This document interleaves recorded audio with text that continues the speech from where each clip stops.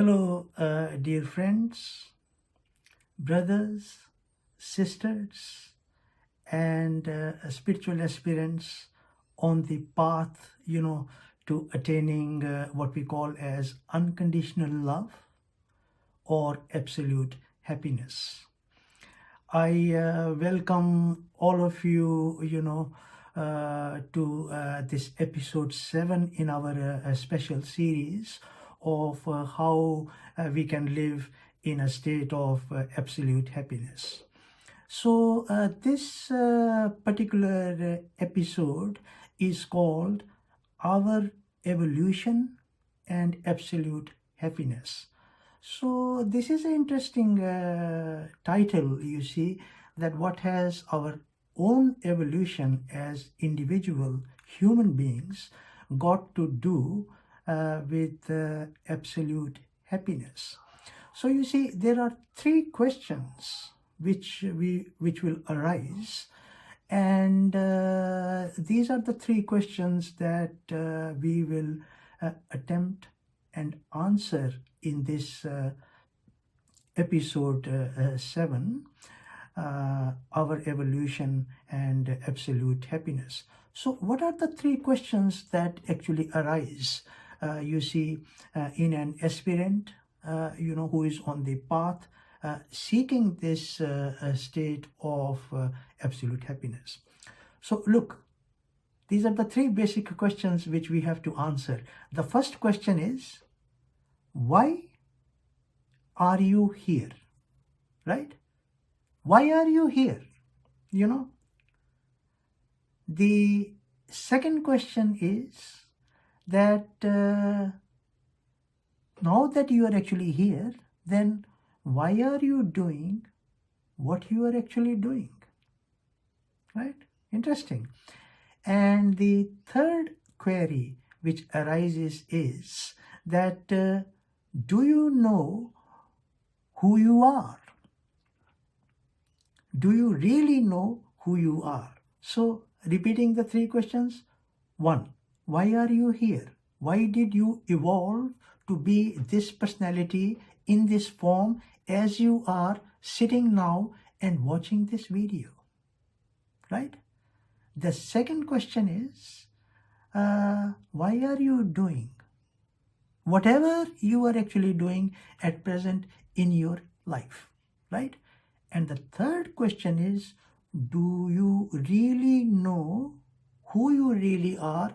Are you this so-called name, so-called form, or is it that your own reality, your own truth is actually something other than this? So, this is a summary of the three questions that we are going to answer in this particular episode. And we have to answer this at two levels. You see, one is at the universal level. What is this universal level? The universal level is basically the universal witness, the self. You may call us God, and we term that as absolute happiness. You see, absolute happiness or self or just this simple consciousness is, we are calling it a state. It is not really a state, but it is unconditional love. It is not affected by your day-to-day happenings. It is not affected by whatever you may be doing. So to answer the first question, why you are here, and then going on to answering why you are doing what you are doing, we have to actually first look at it at the universal level, right? If we have to answer this query or these two questions properly.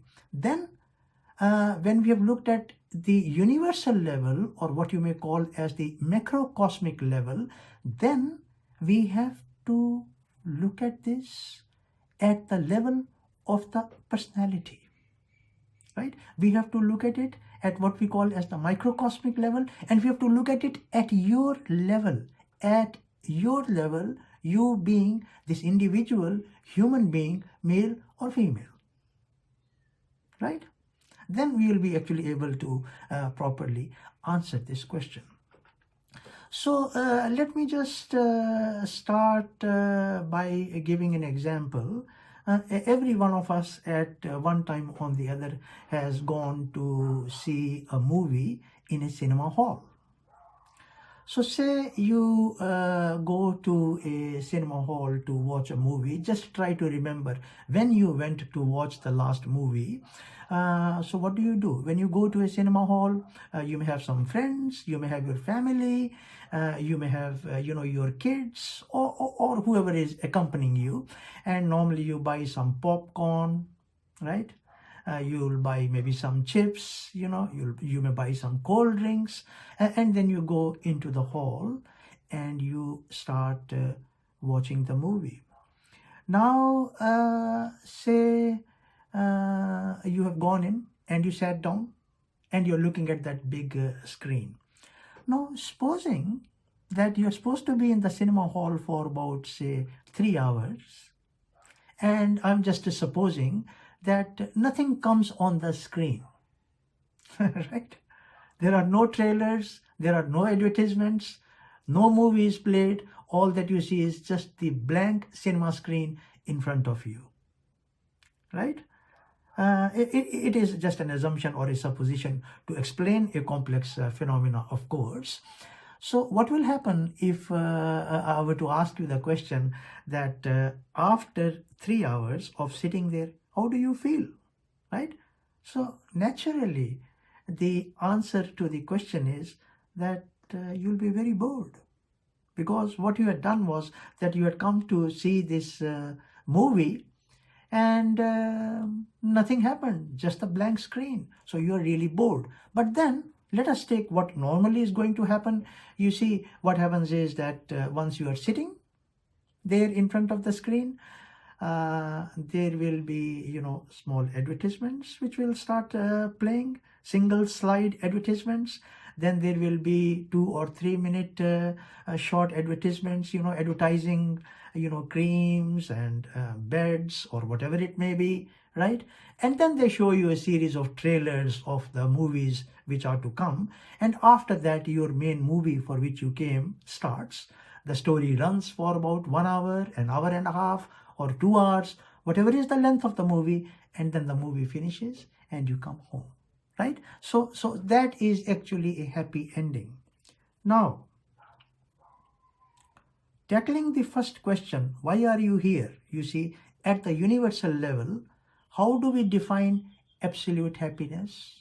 How do we define God? Or how do we define this ever changeless reality? You see, this ever-changeless reality, which, my Satguru, my Guru, Sage Ramana, actually called self, and my other Guru, Master Biansa Duno, called as God, right? Also the word self, right?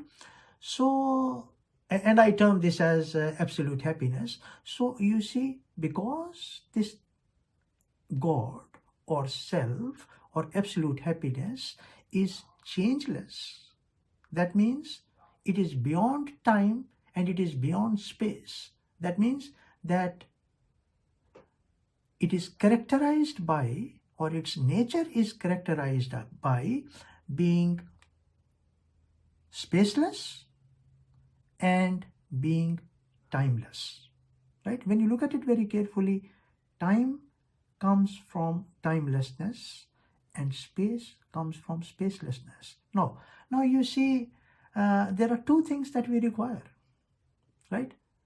Everybody is familiar with this, but we don't pay much attention to this, that for any form to function, or take your own example, for you to be active, for you to be living in this physical body, for you to be doing anything, you see, there are 2 prerequisites. What are these prerequisites? 1, you need space, and 2, you need time. Look, even here, space is present, and as I am, communicating to you, already some time must have passed, 8 or 10 minutes or whatever it is, right? So space and time are actually required. And if this, what we call as God, is defined as spacelessness and timelessness, that means there was a state. That's the best terminology that we can use, where there was no space and there was no time. That means you were in a state where there was no space and there was no time. Now, if there is no space and no time, then nothing can be expressed. But inherent in you are these attributes lying dormant, which cannot express themselves in space and time. And what you see around yourself is this huge universe of space and time, filled with, so many heavenly, non-heavenly, celestial objects. There's you, there is me, and there is, they say about 65 billion human souls. Look at our galaxy, the Milky Way. There's 100 million suns, 1,000 million solar systems. It's just incredible, right? This creation is just wonderful. But none of this could be expressed in that state where there is no space and there is no time, right? So, going back to the example that I had given of the cinema hall, where the screen was just blank and no picture is played, no movie is played for about 3 hours, and you are very bored, right? So could it be? I want you to look at this very carefully, because this is the truth, right? Could it be that when you were in that state where there was no space and there was no time, that you were pretty bored? Because there is no space, time, name, form, function, creation, preservation, dissolution. None of that activity is there, right? So we are looking at this at the universal level. So what did you do? Or what did this self or absolute happiness, what did it do? You see, when it was characterized only by spacelessness and timelessness, right? These are very deep questions. So look at this figure 1, right? This figure 1 says the principle of duality, and it says the self and the light of consciousness, right? So what did you do? The first thing that this self or the reality or absolute happiness did was that it became, or first came forth, what you call as the light of consciousness. Look, it's very simple. The light of consciousness is even present here. It's only because of this consciousness. It is only because of this light of consciousness that you are conscious of whatever is being communicated in this video. So the first thing which happened was that the self or God or the changeless reality or absolute happiness became this light of consciousness, right? Now, if you refer back to this diagram, it says the principle of duality, right? Look at it very carefully. Before, there was only the self, no space, no time, nothing, spacelessness and timelessness. Now there are two things, even though it is the same thing. What are the two things? One is the self, the changeless reality, the absolute happiness, that which is spaceless and timeless. So that is one. And the other is that it has also become now the light of consciousness. See? So it says in the diagram, self and the light of consciousness. So you see, this is where duality began. That is how the principle of duality has come forth, right?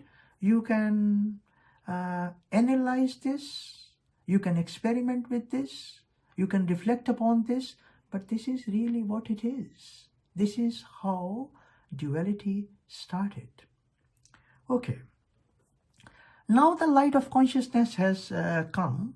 Now the next thing you see is we go on to figure 2. And what does the figure 2 tell us?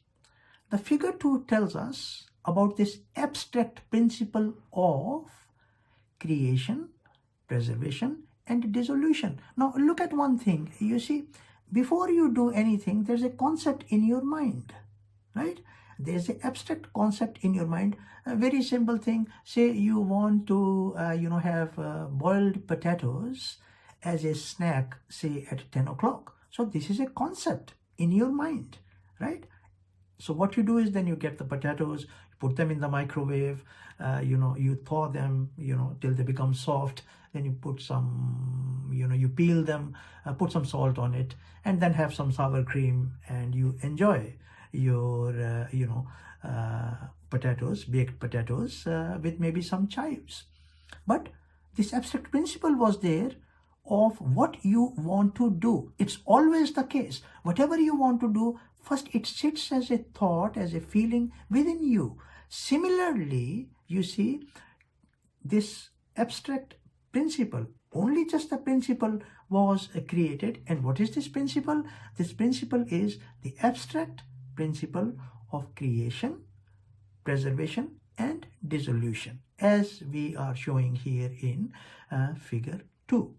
Okay, now that has been done. Now you see, the third thing as we move forward is the implementation, is the execution of this principle.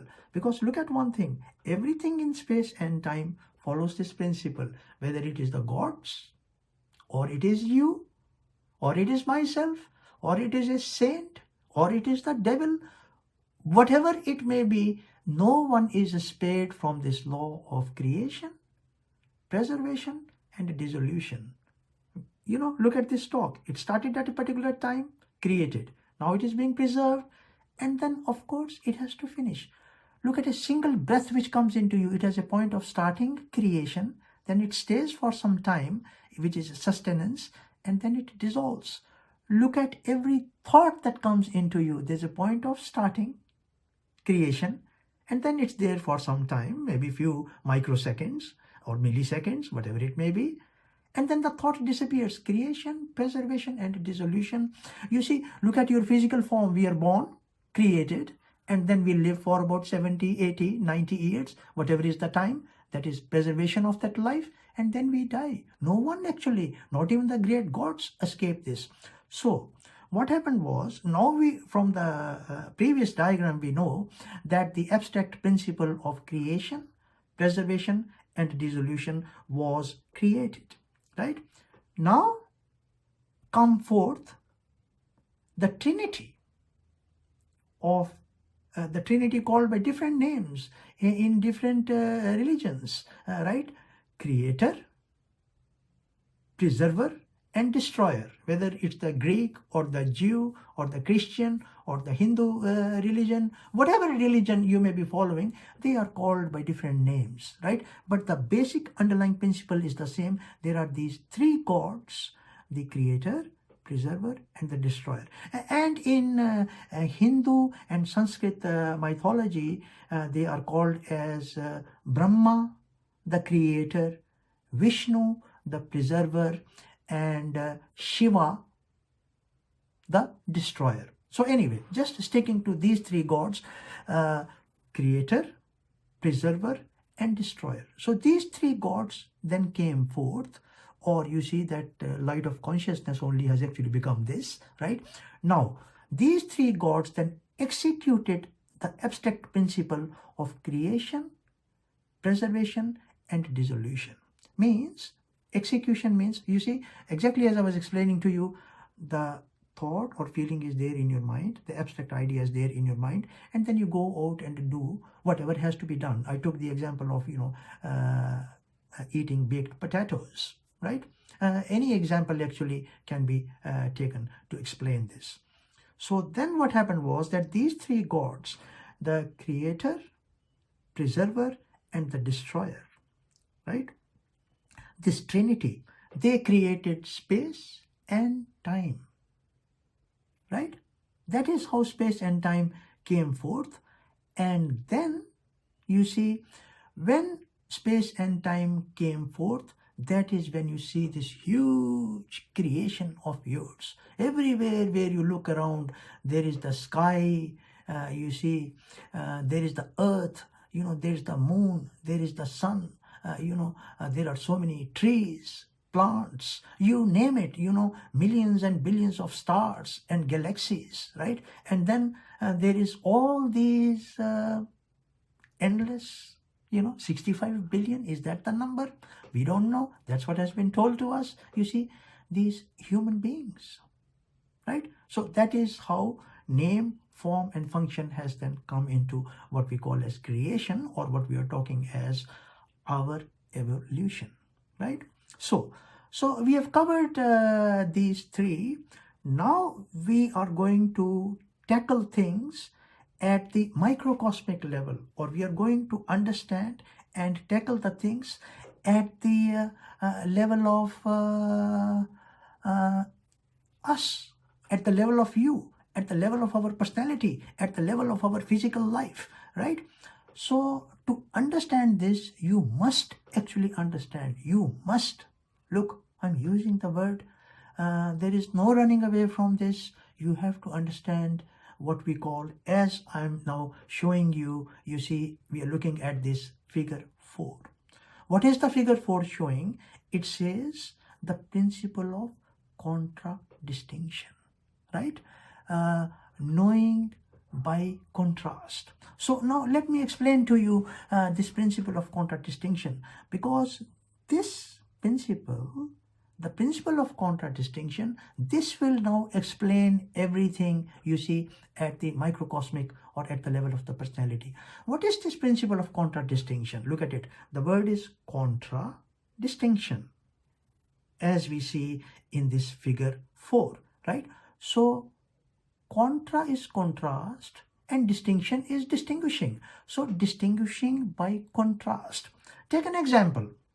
You look at yourself, right? I'm not going to give the example of where I'm sitting and, my own environment. But let us say that you are in your bedroom, right? Now, when you are in your bedroom, when you look around, you see, when you look at your environment, you are not the bed, you are not the ceiling, you are not the light which is there on the ceiling, you are not the walls. There will be 1 or 2 windows. You are not the window. The window may have blinds or may have curtains. You are not those curtains. You are not the floor. The floor may have tiles or the floor may have carpet. You are none of these. So when you look at your environment, take another example. Say you are going for a walk and you are walking through a national park or like a forest, and there is some water actually which is flowing, and there is the sky and there is the sun.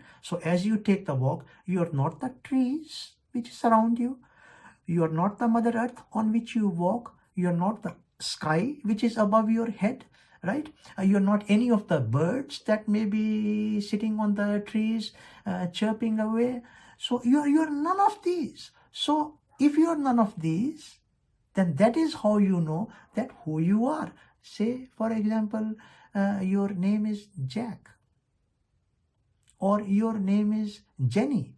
So this is how Jack or Jenny know who they are, distinguishing by contrast, because you are none of the things which are there in your environment.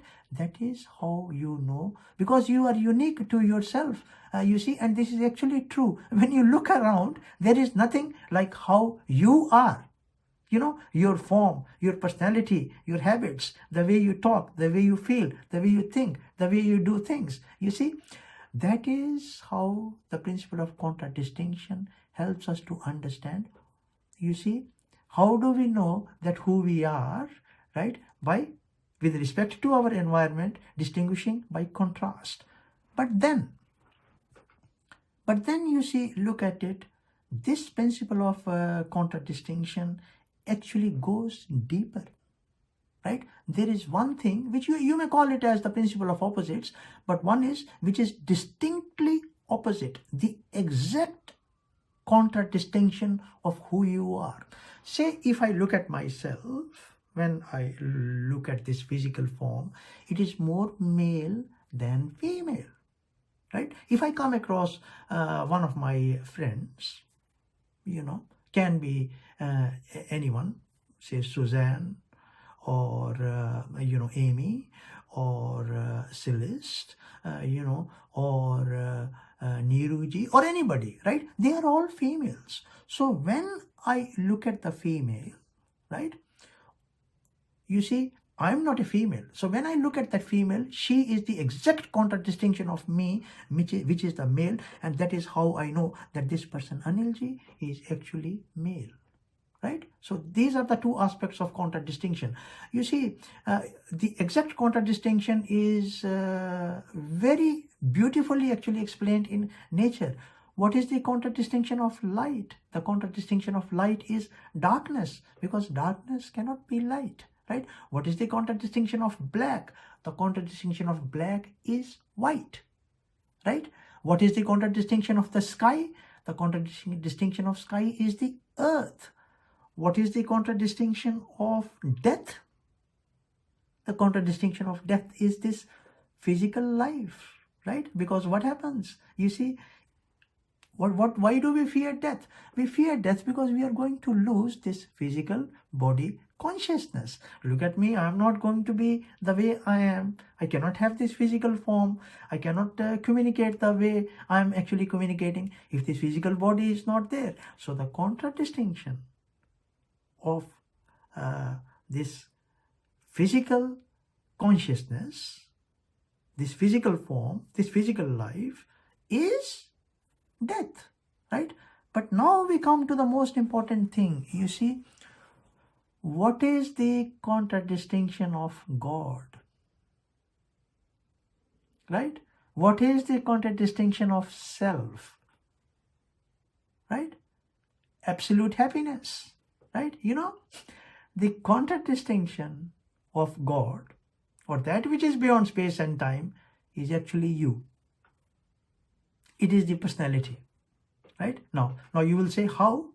Let me actually give you some logical explanation behind this. You see, if I say that tomorrow, say if you are a Christian and you worship Jesus Christ, or if you are a Hindu, you worship Ganesha, and I say that, look, from tomorrow, I'm going to remove this picture of Jesus Christ or the picture of Ganesha, and I'm going to put your picture there, and I'm going to worship you. I'm going to worship you as God. Tell me, will you accept that? The answer is no. Because you say that you're actually not God. What you say is that, look, I'm not God. I am not absolute happiness, because I go through states of unhappiness. So what you will say is that, look, I'm not God. I will seek for God. I will search for God, and then I will become God realized, or what we call as be in self-abidance. Or then once I become God realized, then I will be in that state of what we call as the state of absolute happiness. Right? So, you see, this principle of contradistinction is absolutely beautiful, right? So, you see, why is it? Why is it that this personality is the contradistinction of God? Look at it very carefully.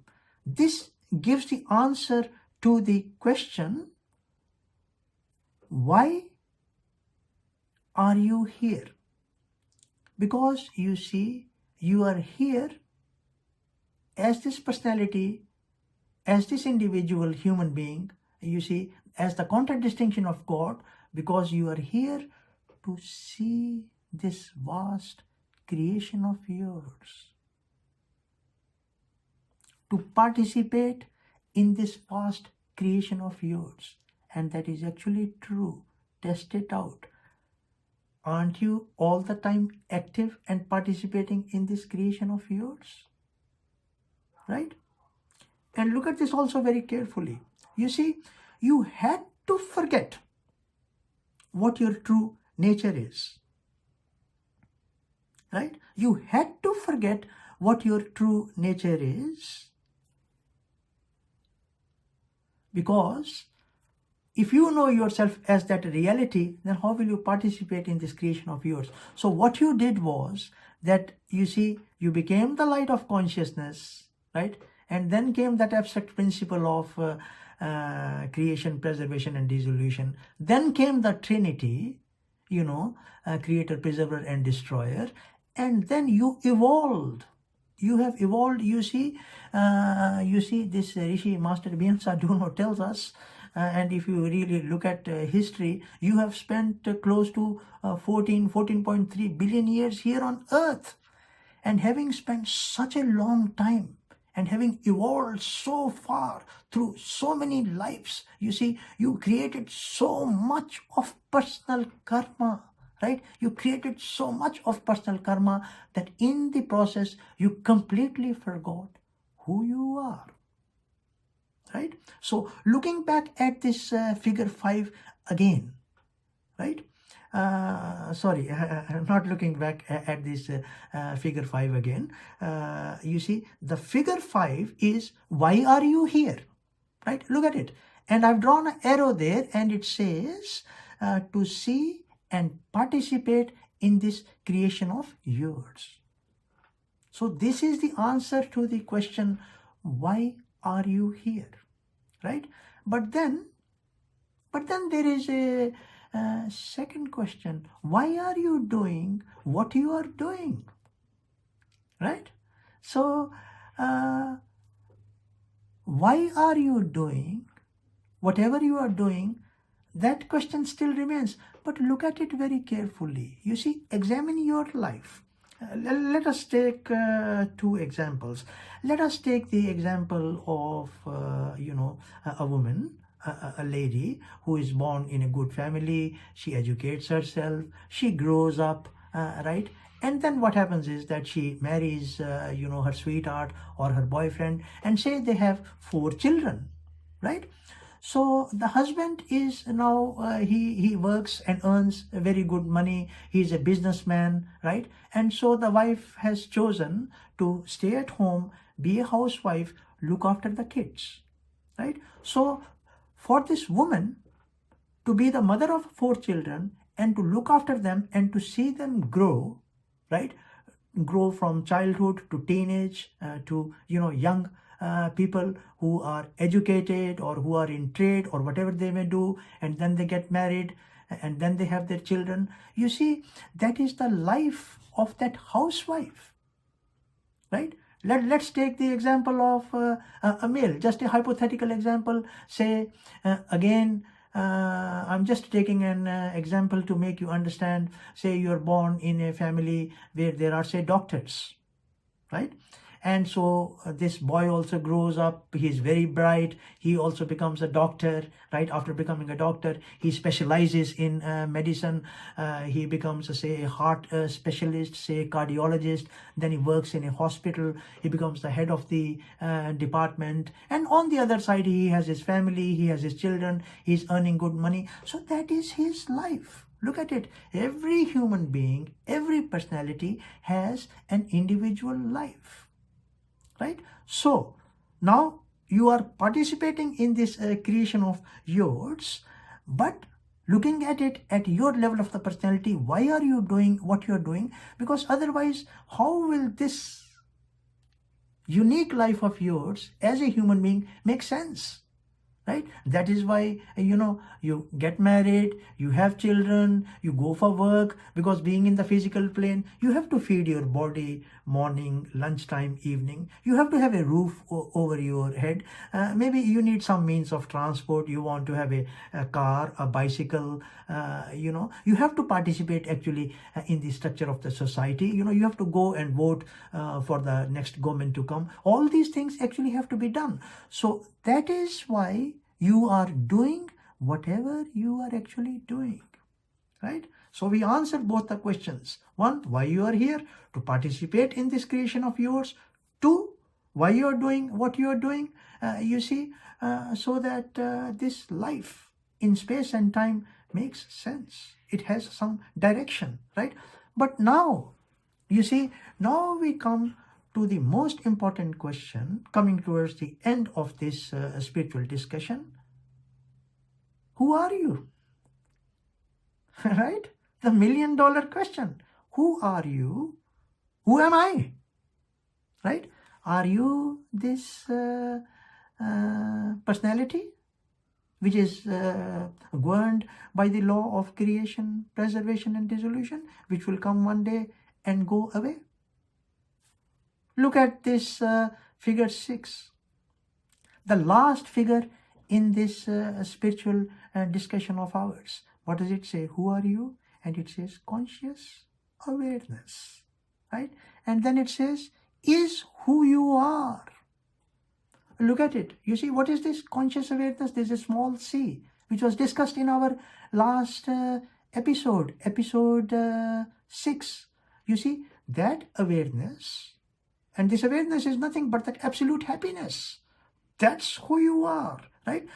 This absolute happiness or this awareness, which is conscious of whatever you want to be conscious of. You're conscious of yourself as a personality, and you're conscious of this creation of yours in which you are actually participating. This is who you are. Conscious awareness with a capital A, you see, or conscious absolute happiness or conscious self. So this conscious awareness, looking at the diagram as you can see, the awareness that is conscious of whatever you want to be conscious of. See, it is even active now. Look at it. You as conscious awareness, you are conscious of whatever I am actually speaking.